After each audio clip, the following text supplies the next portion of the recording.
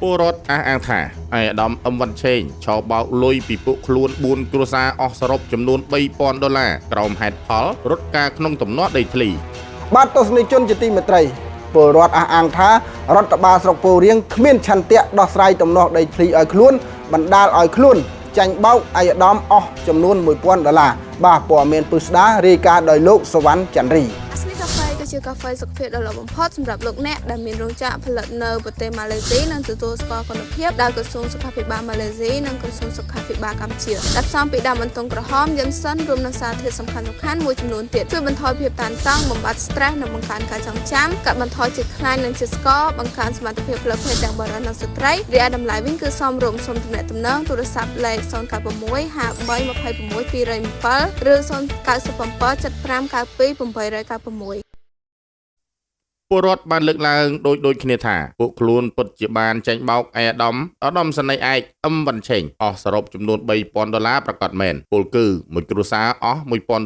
និង3គ្រួសារទៀតអស់$2,000ជាថ្នូរនឹងរត់ការក្នុងទំនាស់ដីធ្លីនៅស្រុកពីរាំងនិងស្រុកពោធិ៍រៀងខេត្តព្រៃវែងករណីនេះពុំមានការបំភ្លឺពីអាយដាមអឹមវ៉ាន់ឆេងនោះឡើយសូមជម្រាបថាជនរងគ្រោះទី1ឈ្មោះសេងស៊ីវឡាងភេទស្រីអាយុ63ឆ្នាំនៅភូមិតាព្រះឃុំព្រែកតាសស្រុកពោធិ៍រៀងខេត្តព្រៃវែងមានទំនាស់ដីធ្លីរ៉ាំរ៉ៃទំហំ6ហិកតាក្នុងភូមិព្រែកតាសឃុំព្រែកតាសស្រុកពោធិ៍រៀងខេត្តព្រៃវែងអស់$1,000ខណៈពលរដ្ឋចំនួន3គ្រួសារទៀតមានទំនាស់ដីធ្លីរ៉ាំរ៉ៃជាប់ផ្លូវជាតិលេខ8ត្រង់ចំណុចខាងលិចស្ពានស្នៃពុលក្នុងភូមិពីរាំងឃុំរៀបស្រុកពីរាំងខេត្តព្រៃវែងអស់$2,000មានរឿងឈឺចាប់ណាស់ដោយសារភូមិឃុំស្រុកពោធិ៍រៀងរបស់នាងខ្ញុំនេះធ្វើបាបខ្ញុំហើយនឹងថា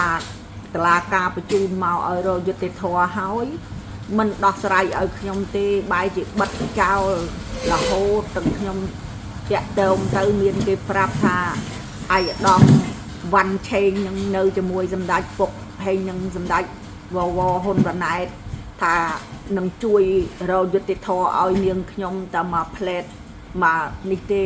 អន្តរាគមតែមួយផ្លែតទេបាន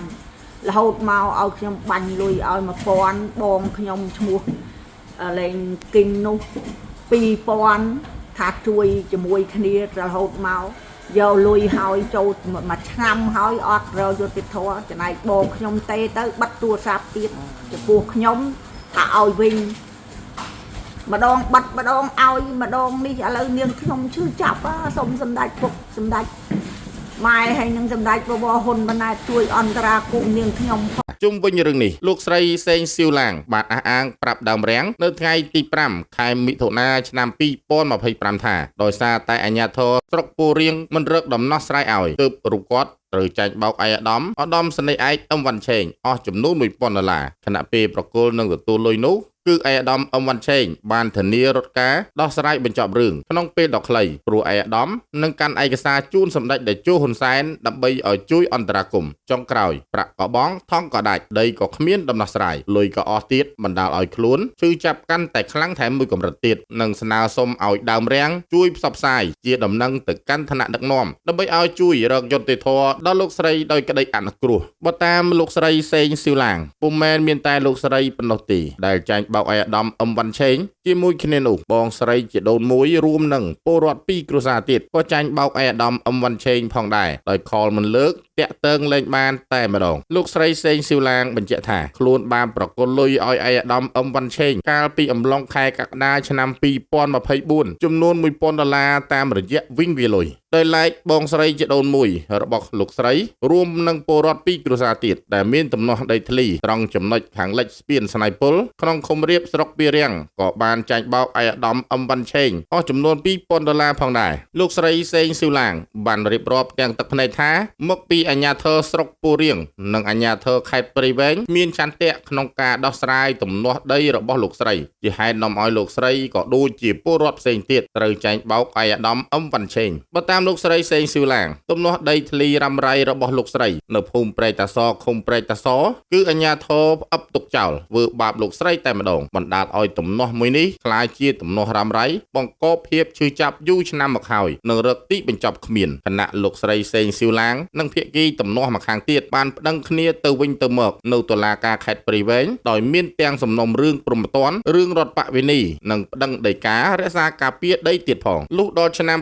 2023តុលាការខេត្តព្រៃវែងបានបង្វែរសំណុំរឿងទំនាស់មួយនេះមកឲ្យរដ្ឋបាលស្រុកពោធិ៍រៀងនិងគណៈកម្មការខេត្តព្រៃវែងដើម្បីធ្វើការដោះស្រាយប៉ុន្តែជាអកុសលអាជ្ញាធរស្រុកពោធិ៍រៀងមិនដោះស្រាយឡើយហើយនៅពេលលោកស្រីទៅសួរនាំម្ដងរដ្ឋបាលស្រុកឆ្លើយថាចាំស៊ើបអង្កេតសិនរីឯមន្ត្រីសាលាខេត្តព្រៃវែងឆ្លើយថាឯកសារនៅស្រុកទាល់តែស្រុកបញ្ជូនមកទើបមានមូលដ្ឋានដោះស្រាយនិយាយជារួមស្រុកនិងខេត្តឆ្លើយបណ្ដាក់គ្នាដូចខ្យងគ្មានឆន្ទៈដោះស្រាយទំនាស់ទាល់តែសោះលោកស្រីសេងស៊ីវឡាងបន្តទៀតថាព្រោះតែបែបនេះហើយទើបលោកស្រីវល់គំនិតនិងផុងខ្លួនចាញ់បោកឯកឧត្តមអឹមវ៉ាន់ឆេងអស់$1000ពលគឺខ្លួនកំពុងសោកសៅអស់សង្ឃឹមដោយសារអាជ្ញាធរស្រុកផងនោះស្រាប់តែឯកឧត្តមអឹមវ៉ាន់ឆេងអះអាងថាឯកឧត្តមនៅជាមួយសម្ដេចតេជោហ៊ុនសែនផ្ទាល់ដោយធានាកាន់ឯកសារជូនសម្ដេចដើម្បីជួយអន្តរាគមន៍ដោះស្រាយបញ្ចប់ចំនួនជាថ្នូរនឹងលុយ$1000គ្រាន់តែលើដូច្នេះលោកស្រីជឿទុកចិត្តទាំងស្រុងនិងបានប្រគល់លុយឲ្យឯកឧត្តមអឹមវ៉ាន់ឆេងតាមការព្រមព្រៀងដែលបាននិយាយគ្នាលោកបានលុយមកដល់ដៃហើយនៅតែគ្មានដំណោះស្រាយដដែលក្នុងនោះពេលខ្លួនតាមសួរនាំស្រាប់តែឯកឧត្តមអឹមវ៉ាន់ឆេងឆ្លើយដោះសារនឹងលើកពេលរហូតពីមួយខែទៅមួយខែគណៈលុយមិនព្រមសងវិញដើម្បីឲ្យមានចម្លើយទាំងសងខាងនៅព្រឹកថ្ងៃទី5ខែមិថុនាឆ្នាំ2025ដើមរាំងបានព្យាយាមសុំការបំភ្លឺពីឯកឧត្តមស្នេហ៍ឯកអឹមវ៉ាន់ឆេងអត្តលេខ004086តាមរយៈលេខ012838833ជាច្រើនដងប៉ុន្តែទូរស័ព្ទរបស់ឯកឧត្តមខលមិនចូលសោះទោះជាយ៉ាងណាក្តីកាលពីកន្លងទៅឯកឧត្តមអឹមវ៉ាន់ឆេងបានប្រាប់មកជនរងគ្រោះថាត្រឹម$1000សោះអីក៏ភ័យម្លេះថ្ងៃច័ន្ទបានមែនតើខ្ញុំកំពុងតែរត់ការញាប់ដៃញាប់ជើងទៅធ្វើប្លង់ហើយតែ1000នេះក៏ច្រឡាក់នេះក៏ភ័យមិនចឹងដែរសូដល់ច្រើនណាស់1000ថ្ងៃច័ន្ទបានហើយថ្ងៃច័ន្ទម៉ោង10:10អីណារីឯលោកយូស៊ីណាតអភិបាលស្រុកពោធិ៍រៀងបានថ្លែងយ៉ាងខ្លីថាលោករវល់ប្រជុំរួចក៏ចុចទូរស័ព្ទបិទទៅករណីនេះក្រោយដើមរាំងចុះផ្សាយលោកយូស៊ីណាតបានថ្លែងមកកាន់ដើមរាំងថារដ្ឋបាលស្រុកធ្លាប់បានដោះស្រាយហើយប៉ុន្តែមិនត្រូវគ្នាពុំមែនគ្មានដំណោះស្រាយឬផ្អឹបរឿងទុកចោលនោះទេហ្នឹងចាំមើលខ្ញុំជើញស្អែកជើញចូលរួមមកនៅសាលាស្រុកតិចចាំខ្ញុំបាញ់លិខិតចូលទៅអានេះដាក់វាយឈ្មោះអីដាក់មិនខ្ញុំឈ្មោះធីរ៉ាអីធីរ៉ាខ្ញុំជើញចំឈ្មោះហ្មងបូធីរ៉ាហៅបូធីរ៉ាបាទមកជួយចូលរួមមួយ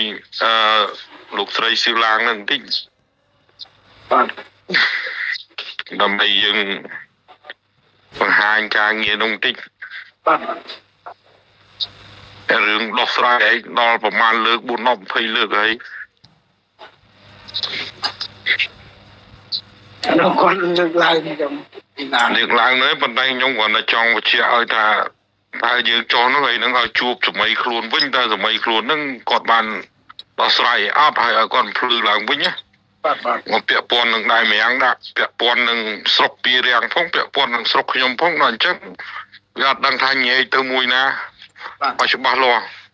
ក្នុងរឿងនេះពលរដ្ឋរងគ្រោះសូមស្នើយ៉ាងទទូចដល់ឯកឧត្តមនាយឧត្តមសេនីយ៍វង្សពិសេនអគ្គមេបញ្ជាការនៃកងយុទ្ធពលខេមរៈភូមិន្ទឯកឧត្តមនាយឧត្តមសេនីយ៍ទាសេហាឧបនាយករដ្ឋមន្ត្រីក្រសួងការពារជាតិទៅជាពិសេសសម្ដេចធិបតីហ៊ុនម៉ាណែតនាយករដ្ឋមន្ត្រីនៃកម្ពុជាមេត្តាជួយអន្តរាគមន៍មកអាជ្ញាធរស្រុកពោធិ៍រៀងឲ្យដោះស្រាយទំនាស់ដីខាងលើដោយក្តីអនុគ្រោះដោយលោកស្រីសេងស៊ីវឡាអះអាងថារដ្ឋបាលស្រុកពោធិ៍រៀងធ្លាប់បានធ្វើការដោះស្រាយប្រកាសមែនកាលពី4ឆ្នាំមុនប៉ុន្តែដំណោះស្រាយនោះគ្មានដំណាភាពមិនអាចទទួលយកបានពលគឺរដ្ឋបាលស្រុកពោធិ៍រៀងហៅលោកស្រីមកគៀបតម្រូវឲ្យទទួលយកដីកន្លះហិកតាទាំងដែលដីទំនាស់របស់លោកស្រី 6ហិកតាលុះលោកស្រីមិនព្រមទទួលយកលោកយូស៊ីណាតក៏បានណែនាំឲ្យលោកស្រីប្តឹងទៅតុលាការបន្តទៀតពលគឺរហូតដល់ឆ្នាំ2023តុលាការក៏បានបង្វែរសំណុំរឿងមួយនេះឲ្យរដ្ឋបាលស្រុកពូរៀងធ្វើការដោះស្រាយប៉ុន្តែរដ្ឋបាលស្រុកបែរជាគ្មានឆន្ទៈដោះស្រាយនិងផ្អឹបរឿងទុកចោលរហូតបច្ចុប្បន្នពាក់ព័ន្ធចំនួនមួយនេះពលរដ្ឋសូមស្នើដល់ថ្នាក់ដឹកនាំមេត្តាចាត់វិធានការវះកាត់ចំពោះឯកឧត្តមអឹមវ៉ាន់ឆេងដើម្បីជៀសវាងកុំឲ្យបន្តមានពលរដ្ឋរងគ្រោះដោយសារឯកឧត្តមរូបនេះតទៅទៀតនិងសូមប្រគល់លុយឲ្យមកពួកខ្លួនវិញផង